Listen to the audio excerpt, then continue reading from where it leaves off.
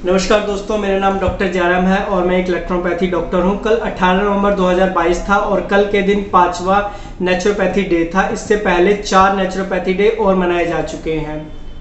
ये जो सेमिनार था एक दिन का था, जो कि इंटरनेशनल अंबेडकर ऑडिटोरियम में जनपद नई दिल्ली के अंदर मनाया गया। इसके अंदर काफ़ी सारे हमारे सीनियर डॉक्टर्स आए हुए थे, एम्स से डॉक्टर आए हुए थे। इसके बाद हमारे दिल्ली नरेला की तरफ बालाजी नेचुरोपैथी हॉस्पिटल है, वहाँ से, और हिम्स हॉस्पिटल आपने काफ़ी नाम सुना होगा, यहाँ से भी हमारे सीनियर डॉक्टर्स आए हुए थे।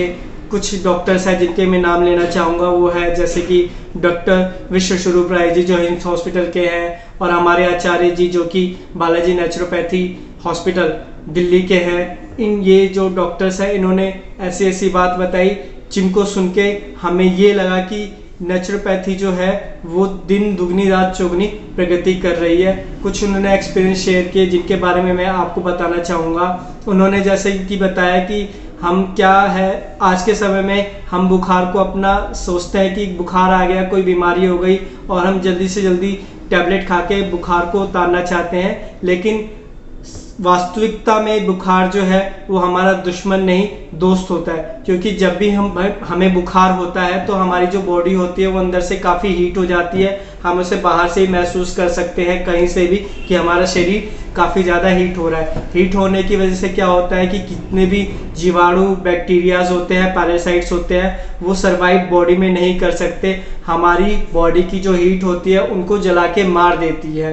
लेकिन हम उससे टैबलेट खा लेते हैं और आधे एक घंटे में ही हमारा बुखार उतर जाता है, जिसकी वजह से ये जो पैरासाइट्स होते हैं ये अंदर ही अंदर ग्रो करने लग जाते हैं और एक दिन कोई ना कोई बीमारी लेके ही हमारे सामने आते हैं। इसके अलावा जितने भी लोगों को डिजीज हो रही है, आप अपने चारों तरफ देख सकते हैं, इंडिया में थायराइड, बीपी, शुगर के बहुत ही ज़्यादा मरीज हैं। इनका कारण ये है, अगर आप इनके कारणों को देखेंगे तो आप ये पाएंगे कि ये जितने भी व्यक्ति हैं इन्होंने अपना शारीरिक वर्क जो होता है काफ़ी कम कर दिया है, कंप्यूटर में लगे रहते हैं, या काफ़ी इनकी जो ज़िंदगी होती है काफ़ी आरामदायक ज़िंदगी ये पेशेंट जी रहे होते हैं।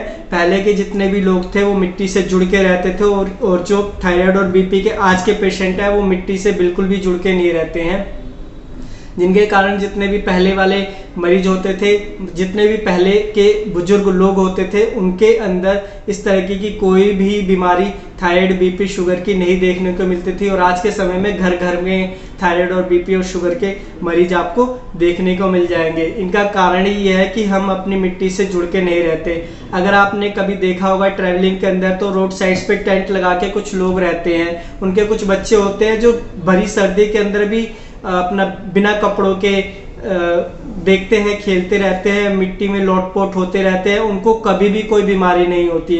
और इसके उलट जब हम देखें कि अच्छी अच्छी सोसाइटीज़ में रहने वाले, अच्छे घरों में रहने वाले, मेट्रो सिटी जैसे दिल्ली, मुंबई, कलकत्ता में रहने वाले जो बच्चे होते हैं, जिनको काफ़ी प्यार से पाला जाता है, काफ़ी उनका ध्यान रखा जाता है, अगर उनको थोड़ी सी भी हवा लग जाए, थोड़ी सी भी सर्दी लग जाए, या ट्रैवलिंग में लेके हम जाते हैं, तो उनको बहुत ही जल्दी सर्दी, जुकाम, खांसी, बुखार पकड़ लेता है। इसका कारण ये है कि पहले के जो बच्चे होते थे वो मिट्टी में खेलते थे, जिसकी वजह से उनका रोग प्रतिरोधक क्षमता ऑटोमेटिकली बिल्ड हो जाती थी। और आज के समय में हम अपने बच्चे को मिट्टी से और पानी से तो काफ़ी दूर रखते हैं, और मिट्टी में अगर वो गलती से खेलते खेलते चले भी जाते हैं तो उनको हम उठा के उनके हाथ पैर धुला के उनको एकदम साफ सुथरा कर देते हैं, सोचते हैं कि इससे बच्चा बीमार हो जाएगा, जबकि हमारी जो मानसिकता है वो पलट चुकी है। इससे बच्चा बीमार नहीं होगा, जबकि उसकी इम्यूनिटी पावर जो है वो बूस्ट होगी और भी रोग प्रतिरोधक क्षमता बढ़ेगी।